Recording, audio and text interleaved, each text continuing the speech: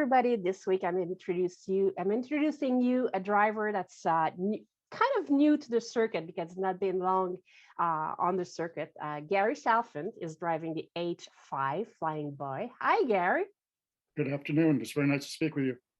Gary, you're not kind of a guy that we've been seeing you around for a long time on the circuit. It's going to be, I think, 3 or 4 years on the circuit so far. That's about it. Back in 2018, I made my debut, so to speak, at the last race of the year. And it was the first time I was in a true inboard, the real machine, and it was quite enlightening. Yeah. What made you decide to join the inboard circuit? And did you have any experience about hydroplane racing before? What was your outcome on that? No, I did not. I used to race stock outboards when I was in my teens, and I'd always wanted to go to the inboard, unlimited races in Detroit, but I was always working and out of town. And so this one afternoon, a friend of mine offered me 2 tickets to the Detroit race in 2016, and we went. And they're running unlimiteds, the GPs, and I believe the 5 liters and some tunnel boats. And it looked interesting. I felt it was past my time to do anything like that. But what really inspired me was watching the event with Andrew Tate and Ken Brody. That was a very exciting final heat in the GP. And I played it over and over again watching it. It was that exciting. And then I saw the 5 liters run, and I thought, boy, it looked very interesting. And after the day's events were over, I mentioned to a couple of friends of mine, I thought, it'd really be nice to be 30 years younger and have a helmet full of talent. Well, here I am with a little of both. And at the same time, they were having the APBA school boat on the course. And I thought, well, I've been to other driving schools, and I thought, well, I'll just go to the driving school. What can it hurt? So the following year, I went to Dayton and drove the school boat. And I thought, I enjoyed it. And I thought, I pondered all winter long about it. Couldn't get it off my mind. And so I went to Cambridge the following year, and the Thompsons had their 350 for sale. And I was actually wanting the 2.5 that Ray Lynn was considering selling, but I couldn't fit in it. There was not enough room. So I stepped it up a bit, but I had no previous experience whatsoever in an inboard, and it was not on my to-do list, not even on the radar scope. And I still wonder today as to how this happened, but it's been very exciting. I'm very passionate about it, and I really love the sport, the people, and the reason I chose to be selected by the HRL is because it's a very classy, organized operation, very efficient, and everything is very timely. Everything happens, and it's just the organization itself. The fellow owners and drivers and everyone involved is just a great group of people. And I'm very happy that I've been able to participate in the HRL. You are running under the H-5 Flyboy. Why 5 and why Flyboy? Well, I like small numbers. Anne-Marie offered 2 different numbers, and I like the 5.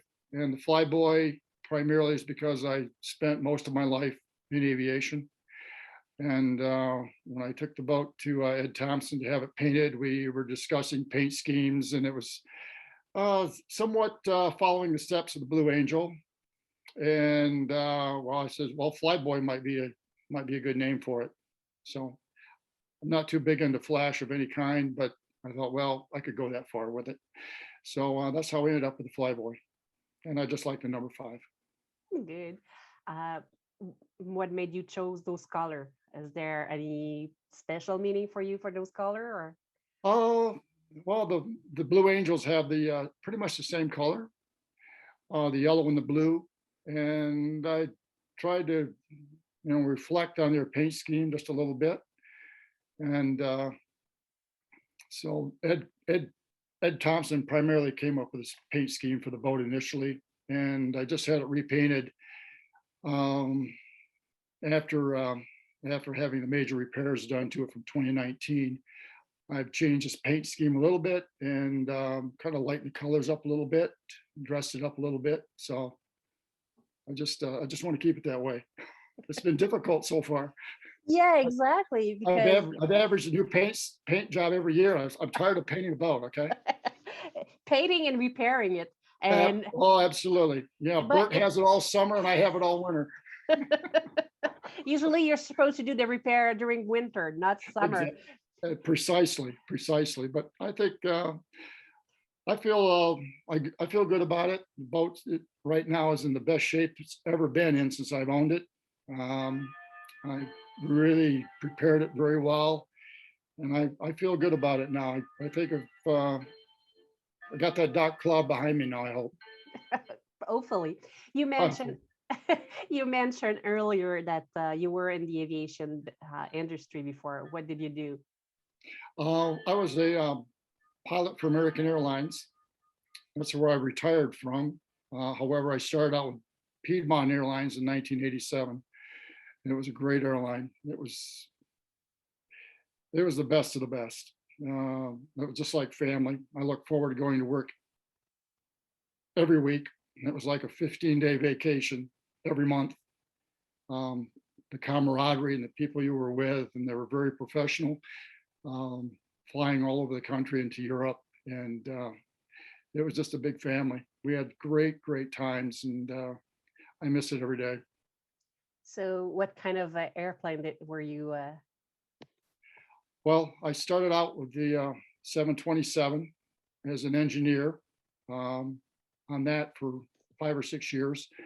And I gradually moved up the fleet, and I finally ended up flying the 757 and 767 before I retired. And for the last 6 years of my career, I flew Europe all the time. And it's a magnificent country, and I really like it over there. I look forward to going back once everything opens up again. It's a lot of history, so much history.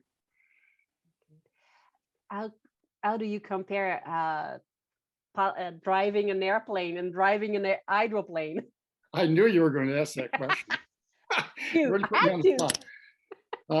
The airplane, it's so hard to explain. I wish people could have followed me around for a month to see exactly what I did for a living. That would put everything into perspective. The airplanes, they were big, and they were powerful and beautiful, and you could fly them with your fingertips. You had to be very gentle to controls because the people in row 35 or 40 could feel every move that you made. But it's just it was just a great sensation to be in something that big and big, going across the pond at midnight and going to different countries. We referred to it as hours of boredom with just moments of sheer terror. And then the inboard so far, it's just been sheer terror. So, but I'm getting used to it. I'm getting more comfortable all the time. I really enjoy driving the boat. Unfortunately, I've not been able to, with some of the incidents we've had, I've missed quite a bit of the season here and there, which is disappointing. But I feel confident. I feel very confident. I really enjoy it. The biggest part that concerns me at the moment is I don't really have a crew or a spotter, and that's a little bit of a stress. I'm trying to prepare the boat by myself, and then I have to worry about who I'm going to ask to give me a hand. So that bothers me from that aspect, and not having my own folks. But it works out. I ask about, and people are happy to give me a hand. It takes away from their projects, I know, but I just want everyone to know that I've really appreciated all the help that I've received from everyone, particularly the Thompson family, Mike Weber. The Shaws have stepped in when things were difficult and helped save motors and so forth when we had difficulty, and many others, which I've not really had a chance to get acquainted with because I'm always working on my boat. So I don't get a chance to socialize a great deal and get to know people, as well as I would like to. But I'm trying to work on that too. But it's a very busy time. Yes. Yeah. Yeah, and it's a great family. And when people step in to help you, I'm sure they are more than happy to help you. So It it seems that way. I'm just so busy I don't have a chance to reciprocate and give them a hand. I mean, they have a lot more experience, at their level. They've been in the business a long time. I might just get in the way, but I'm always available to give a hand if I'm able to. Yeah, I'm there to help as well. uh, like you said earlier, you're not being involved in hydroplane racing for a long time, but you said you were in outboard. What was your involvement with the outboard? Well, I was introduced to actually flying and stock outboard racing at about the age of 3 or 4. I remember it very clearly. Going to my first air show and then going. My grandfather used to race stock outboards back in the 50s, and so he and my grandmother would take me along to the races. So I was introduced to boat racing at that point, and that lasted for several years. And then when I was probably about 14 years old, I became involved in stock outboard racing back here at home, and I did that for probably 5 or 6 years. What class? I started out in A runabout, and then I went to B runabout. I particularly liked that because it made a lot of noise and it went fast. So Yeah, the bee are I famous. love that. I love that noise. The And busy bees. yeah, exactly. That's exactly what it was. And so there were a lot of competitors in my area. And so here again, it was a big family. And I did that till I graduated from high school. And then I felt it was time to get serious on life and pursue my career. And I wanted to fly forever. And so it was time to move on. And it worked. It took some time, but it worked out. And the runabouts are more like what we see right now is the stock out, the Pro Star or the Can-Am. When you were in the stock outboard, you never tried the hydro, like the boat that are more like our hydroplane. Yeah, truly it is. I never give it much thought. Well, it looks interesting, but the runabout seemed to be a little bit more stable. It didn't push as quite as much wind, and so I figured I was safe where I was at, so I stayed there. But it was I enjoyed it, and it was very exciting, and I met a lot of great people, and they're still friends of mine today. So it was a good experience. It kept me out of trouble elsewhere. So boat racing was good for me. Yeah, I think it's good for a lot of people. I've known a lot of people in the stock outboard and the inboard are also. So I've been around those. Absolutely, absolutely, yeah, yeah. Um, you were your boat was involved in an accident because both time you were not the driver of the boat. Mm. Or have you decided in the future that you'll be the full-time driver, or you will be lending your driving stick to somebody else? No, my intention was to, when I became involved, was to drive strictly by myself. That's why I acquired the boat for. However, I felt that I had a really good boat. Thought it had a feel even today that it has a tremendous amount of potential with the right person behind the wheel. And in 2018, right from the very beginning, I felt the boat could do very well at Valleyfield with the right driver in it. So I wanted Jeff Bernard to drive the boat. He was the only one I wanted in the boat at the time because it was his boat. He knew the boat very well, and he could do whatever he wanted to with the boat. And it's very rare that you can pass a number 79 or 799 in a casualty, let alone see what he did in a final heat, uh, passing those boats on the outside in what, a lap and a quarter. But we had some help from Mike Grindell with the propeller department, so that was a big benefit. But I felt that I would really love to see the end of that event. I felt that he was going places, and it was nice to see the boat run with a great driver in it. Unfortunately, it didn't work out for us. It was not a problem at all. Jeff wasn't injured, and I was very thankful for that. It was quite a spill he took. And so we repaired the boat, and I wasn't discouraged. If nothing else, it gave me more confidence because I knew what the boat was capable of doing. I probably couldn't put it in that position. You know, I don't know if I have enough time left to gain the experience to do so, but I'm determined to do respectably well. I don't expect to stand on a podium. I would just like to, you know, I'd like to win a heat and have a respectable finish. And So, have fun too. and That- have fun. Have fun is the important thing. I'm having the time of my life. I really do enjoy it. Things happen, and it all works out. So I'm ready to go again. I can't wait. So far on the circuit, which race course is your best race course? Which one do you prefer? Oh, the one with the sewer water. Is there one? I liked the Hornwall. Detroit River. I grew up on the Detroit River running stock outboards and watching the Unlimiteds back in the 60s. And just something about Detroit where, you know, some of the great legends of unlimited hydroplane racing ran.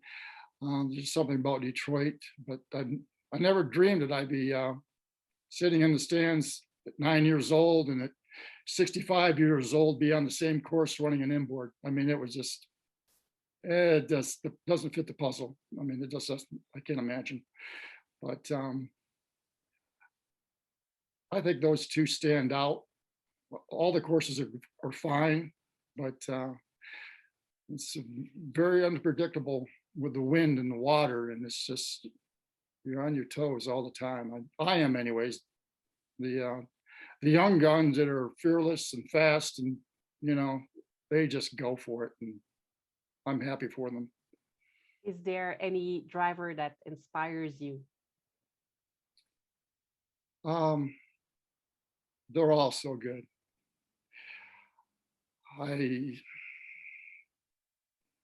I know a few. I'm not overly acquainted with many, but I think they're all very talented in all the classes from the GP on down. Andrew Tate stands out. Andrew Tate and Bert Henderson, I would say, probably the two that stand out most of all. And from the, you said you were following the Unlimited. Is there any driver from the Unlimited that give you chill bumps? Like, oh yeah, I do that. I get the bumps all the time when I see somebody like that run. Probably Bill Muncie, Chip Hanauer, individuals of that caliber. Just to see the masters on the course, just inspires you. You like to see them do well, safely, and no one gets hurt, of course. But there's so many great drivers out there, even in the, you know, the HRL. Just so many. They're just outstanding. In all the races you attend or that you went to or you saw maybe on the internet, is there any boat, color or paint scheme that you admire, that you love? Is there one that there's a boat that bring you memories more than others? Oh, I can't think of any one particular offhand. I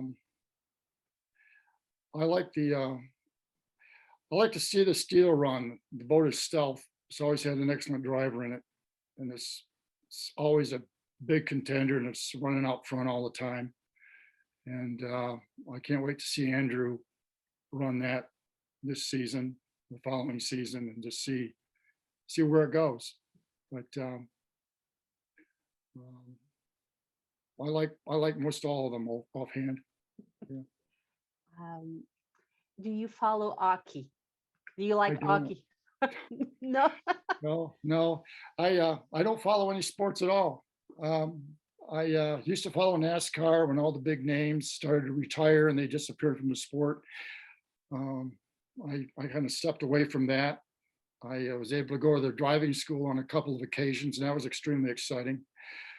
The racetrack looked like it was a sidewalk to me, but I think NASCAR was probably the big draw for me. Not that I didn't like sports, but I was just too busy to follow anything. So, Did you do any other sports? Are you active? Do you train, or do you do what are your other passion? um, I enjoy taking to get unplugging from life, so to speak, and going into Canadian wilderness on fishing trips. Going into the Arizona and Utah mountains on hiking trips, do day hikes, just kind of get away from the fast pace of life. And I like to, when I can, which I've done for years, renovate older homes and give them new life. That's how I relax, is to work. I have a difficulty sitting down and watching TV or sitting in a chair. I have to be busy all the time. Every second of the day, I get up, I have to be busy. So there's no relaxing for me. You get more tired just sitting around and doing something. I do. I have to be productive. I need a purpose, and I'm not getting anywhere. I'm only given so much time, and I want to make the most of it. And but I really do enjoy remodeling homes. I get a tremendous amount of satisfaction out of that, and they look brand new when I'm finished. And it just gives me time to myself. I work by myself and do everything. So I find it very relaxing. You're kind of doing the flips for Flips, yes, flips. That's primarily what I do. It's slowed down a bit. I've done enough that it gets to be old hat, but it's becoming more difficult to find now. exactly. Probably you have to look more carefully. I Yes. do. I do. It's very competitive now. There's such a shortage. So, And there's a lot of people. I guess there's a lot of people trying to do it also now. That's more common to see. Yeah. correct. So I have to pursue other interests now. I'm always looking for some new adventure.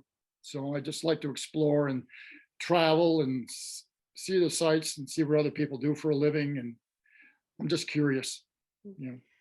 Regarding traveling, what is your best destination, the place you like to go, the first thing when everything opens back again? What will be your first destination? Well, my second home would be Lisbon, Portugal, and then perhaps Croatia. But Lisbon is it's a beautiful country. There's so much history there, and it has everything: the culture and the people and the food. And I love Portugal. Yeah. And the wine also, I guess. The wine, yes, the wine, the vineyards, the wine, the seafood. It's remarkable to get to Europe and to see and experience everything that's over there. It's truly amazing. Yeah. Wine, are you white or red wine? Oh, probably a red. Red. You're red. Yeah. Red. Um, Speaking of wine and alcohol, I know you're kind of still new to the sport. Have you ever failed the breathalyzer of the race? No, I have not. I take everything very seriously in life, and I wouldn't want to jeopardize. Anyone's safety, or it doesn't look good either to be involved in the sport. be in that situation. So I don't go down that path. No. Well, What's your favorite meal? I like oh gosh, I like sea bass, shells, scallops, shrimp, and a rice stew with red wine With red wine. Good. and That's Portuguese olives and cheese. your steak. Rare, medium, or well done? Uh, Medium rare. No, Medium. that's not right. Medium well. Medium well. Okay. Medium well. I do it very rarely. Yeah. And your fries. With mustard, ketchup, or mayo? Uh, Ketchup generally. Ketchup generally. Yeah. Uh, In the next few weeks, hopefully we're going to have racing weeks, maybe months, but what are your predictions? Who do you think will be our leader in every class? For Oh example, my. if we start with the Grand Prix, who's Who's the number one pick? your number one pick or your top three? Top three. My friends out there, I have to be careful. I'm being put on the spot here. Like I said, there's a tremendous amount of talent, and I think any one of them could be on top. They're all great drivers. They have great equipment, and I think stands out most as a Steeler. Brandon Kennedy, Ron Thompson, Mike Monahan's always in there for the mix. So I think those three probably stand out the most in the Grand Prix division. I'm looking forward to seeing the new season start. Yeah. The And 350 wise, I like the Pennzoil boat. It's always a very fast boat. It's great equipment. Ken Henderson, he's always out there up front. Dylan, let's just and Bobby Kennedy, Bobby King. I mean, they're all there. Donnie Allen. It's just it's a flip of a coin with those guys. They're that good. So I watch all of them. I watch and learn. So that's the only way I've had to learn in this business, to watch, because I brought nothing to the sport. So I watch others, what other people do, and I learn from them. in the F 2500. Oh, I'd probably go with Scott Liddycoat or Steve Armstrong. One of those two. They're both great. And Scott obviously finished near the top last year. So I'd give him the edge overall. In the S 2.5.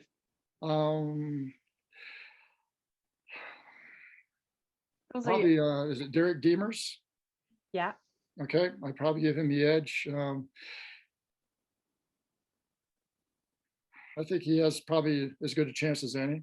I don't get to see too many of those events because my head's always down in the engine compartment on the 5, so I don't get to watch any racing. I either watch myself or I'm watching the working on the 5. But they're all, the field is just loaded with good drivers. And the GSS. JSS, probably Tom Peccardoni. Yeah. Is it J7? Yeah. He seems to always be in the mix. So Well, I think there's some that and $2 to buy a small coffee. So I have no idea. You were saying that you didn't watch TV, but did you go to see movie? Is there a movie that is a long-time favorite of yours? I like Western movies, primarily Clint Eastwood, John Wayne. I'm a Western kind of guy. I like the Old West, all the histories associated with it. So any one of the Clint Eastwood's movies, the last John Wayne movie, was it The Shootist? I enjoyed that. It was a good movie. You know, real stars back then, quality actors. So not too much into the comedy routine, although I do like to have a good time and get out and mix it up. But I like the westerns. I can sit all day and watch western shows. Just relax in the wintertime. Yeah. Any favorite type of music? Um, I like jazz, blues, easy listening. Uh, some rock and roll, maybe a little Michael Jackson. He was a genius, but it's unfortunate. Very extremely talented young man. But I think primarily jazz is my biggest. Are you married? Yes, yeah, 40. I have to do the math. Let's see, 42 years, I think. And what your wife thought about your project of hydroplane racing? I between her and my mother, I really can't say on the air. They think I'm. They're supportive of it. I think they would like me to find something safer to do, but they're very, very good. After everything the five has been through, they still stand by me. So they know I'm enjoying myself. It makes me happy. But they're playing along. They're playing along. Any children? I have a daughter. She'll be 40 this year, I believe. Great daughter. So. And what does she think about this?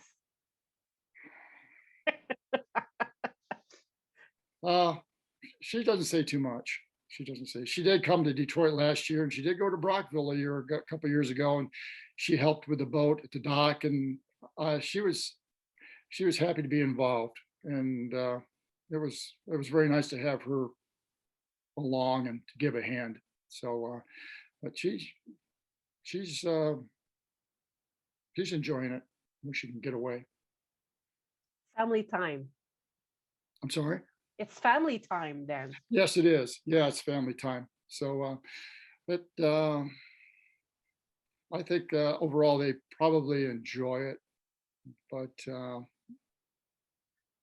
probably something I should have done 30 years ago, 35 years ago.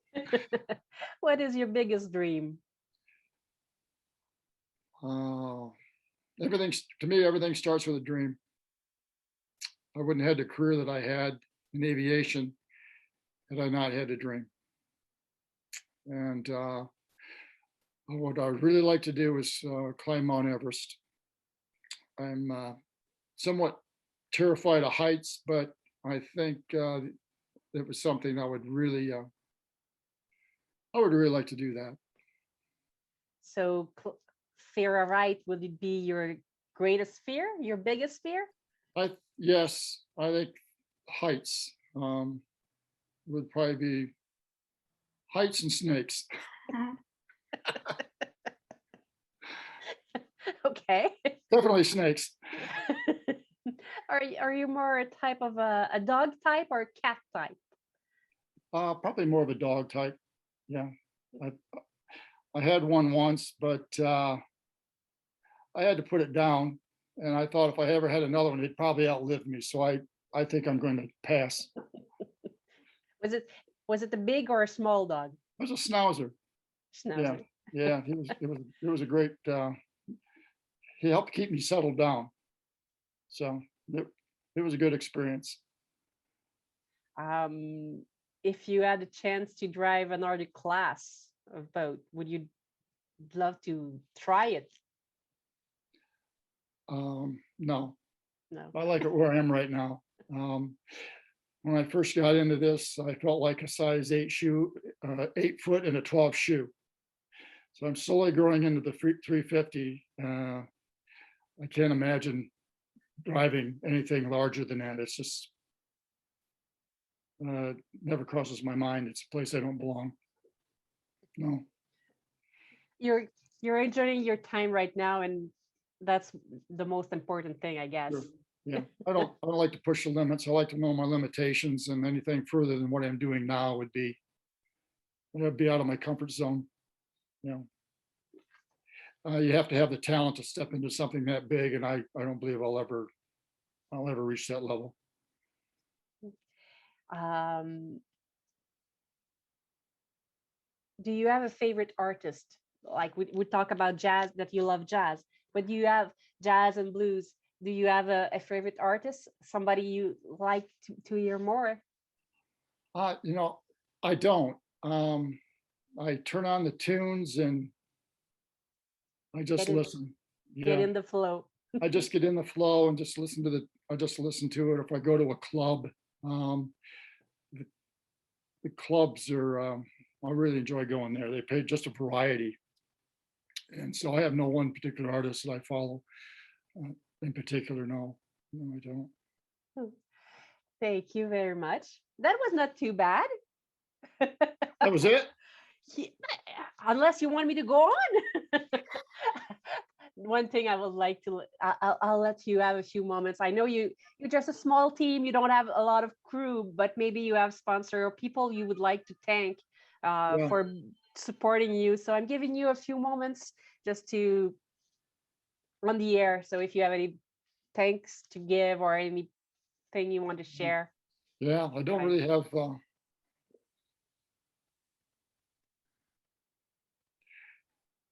I think the Ron and Sandy Thompson, Ed Thompson, they've been big backers and supporters of me. And I truly appreciate their help and assistance in keeping me going. There's some tough times there. They stepped up and uh, kept me in business with the things they did at their shop. Mike Weber has been outstanding. I know he's pretty much has his own gig right now with the 79. He's busy, but I have questions or something of that nature. I give him a call. But there's been so many people that have stepped forward and given me a hand. You know, like I say, I came into this without any knowledge of what I was getting into, and it's very rare to me to get involved in anything unless I have an in-depth knowledge. But I stepped right in pretty heavily here, and I've had a lot of good support. People, you know, the engine builder, he's been very good. He's been outstanding in the engine department. Um, Who's I your really engine? appreciate Who's your engine builder? Lee Cooper from Indian River, Michigan, and he's extremely knowledgeable and has built some great motors. And I just have to keep the boat on the water long enough to enjoy it. So that's the challenge right now. You know, keep it on the water and find some crew members, and I'll be okay. Yeah. Thank you very much for your time, Gary. And I hope it wasn't too hard on you. And we'll see you on the course. Thank And you. and thank you everybody for listening. And stay tuned. In a couple of weeks, we have more drivers to talk to. So thank you, Gary, and have fun. And see you soon at the race. Thank you very much. And I want to thank you for all the hard work that you do with the HRL. You make it the great organization that it is. Thank you. Thank you.